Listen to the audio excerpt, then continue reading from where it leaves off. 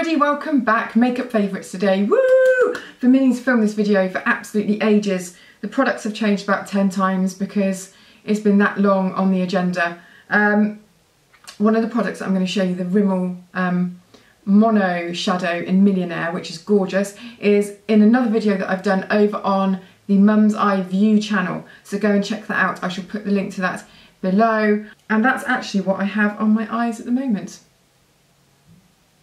I'll put a little bit more on.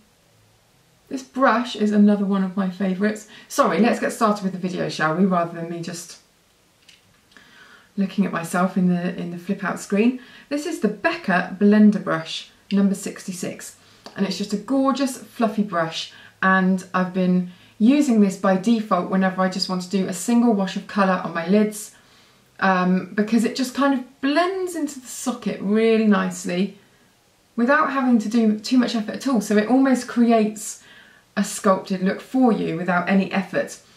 So really love this brush. And the other brush is this one from Real Techniques. And this is called the Smudge Brush. I've kind of recently rediscovered this for defining my eyes without having to use an eyeliner. So I'm just going to show you what I mean. This is the Autumn Chanel eyeshadow palette, Tis d'Automne. If I just look up and push that dark colour into the lash line with this little brush, just kind of gives a really nice soft definition to the eyes. I don't really tend to put it on the top lash that much, but again, you can just smudge that in. I don't know whether you can see that, it just makes it a little bit sexy and smouldery. And again, the brush is just shaped so that it does all the work for you.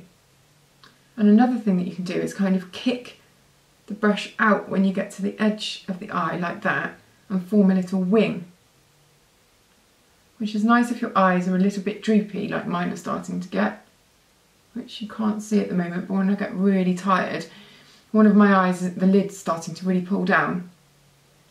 So having that little kind of kick up at the edge like that just helps them make them look a little bit more awake, which is helpful. Let's stick a little bit of this pale one on the lid, shall we? Just in the centre. Oh, that's nice. Yes, so anyway, next thing, mascara. Been using this loads. This is the Matte Factor Masterpiece Glamour Extensions Volumizing Mascara. And the reason I like this is because it's got a really small little neat brush, because I do find bigger brushes kind of harder to use. It's nicely buildable, this mascara, and you do get a kind of, you know, a nice volumized effect to the lashes without it clumping. Two powdery things now, and the first one, which is from Chanel, says Illuminating powder, but it's not an illuminating powder in the same way as you'd get one of those ones that you'd put on top of the cheekbones, because it doesn't really have any shimmer or shine to it. It's more of another one of those Les Beige kind of products, which I love. Some people find them pointless because they can't really see what they're doing, but I love them because you can just get a big brush like this. This is the Zoeva Luxe Face Definer, and smash them on all over and you can never go wrong, and they do somehow make you look a million times better. So I'm not really sure what that is doing, but the peachy thing on it must kind of enliven the skin or something like that, but it works. So top marks to that. So the other one is from Ciate. Is that how you pronounce this? It's a nail brand first and foremost, but they've started doing makeup. And this is a powder in Star Island. And it's just a really, really very pale and flat bronzer. I mean, it's kind of the shade or two darker than I'd use as an actual face powder, so it's really very subtle. But if you look at what that does there, just pops them on underneath the cheekbones and to the sides of the temples, just gives the face a little bit of shape and contour and definition. So that worked. It's worked in my little flip out screen thing, but I don't know whether you can see it there.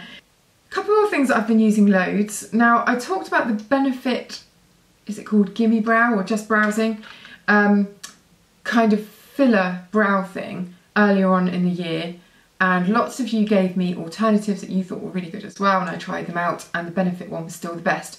Clinique have brought out a brush-on styling mousse for the eyebrows, and I have this one in shade 01, Blonde, and I have to say that I think that it is probably a contender. It's almost as good as the Benefit one. It's quite a lot cheaper, I think. Tiny little brush, and you just brush this through. I have it on at the moment. Makes the brows a lot neater, a little bit darker, and it's quite waxy, so it sets them in place. But it's pretty much undetectable. I do find this easier to apply and less globby than the Benefit one, but I'm not sure that the effects are as thickening. The Benefit one is almost has fibres that, well, not fibres, but it kind of sticks to each hair, so it really thickens them. This one does that as well, but not quite as much. So swings and roundabouts, but I would give this one a try if you're interested in just a really quick and easy brow product that makes them look slightly fuller, slightly darker and more groomed all at once. Last thing I want to show you is one of the new Dior Addict Lipsticks, which they've kind of relaunched or reinvented with this core that you can't really see. It's got like a gel hydrating core that turns this into almost like a balm gloss hybrid as well as a lipstick. This is shade 401, I think it is, from Mousse. It's a lovely peachy shade. Don't know whether you can see that there. Very low maintenance for those people that are scared of wearing lipstick but want quite a nice pop of colour. As you can see, there is a pop of colour there, but it's very easy to apply. And you just kind of squidge it on like you would a tinted balm. And then, I mean, it doesn't say to do that, but that's what I do. And then you get this almost kind of like gloss top coat effect. Those are my current makeup favourites. I shall link to the relevant blog posts below in the information box in case you want to take a look at those. And as I said, my haul video is over on the Mum's Eye View channel, so do go and check that out as well. Make sure you like and subscribe, and I shall see you next time.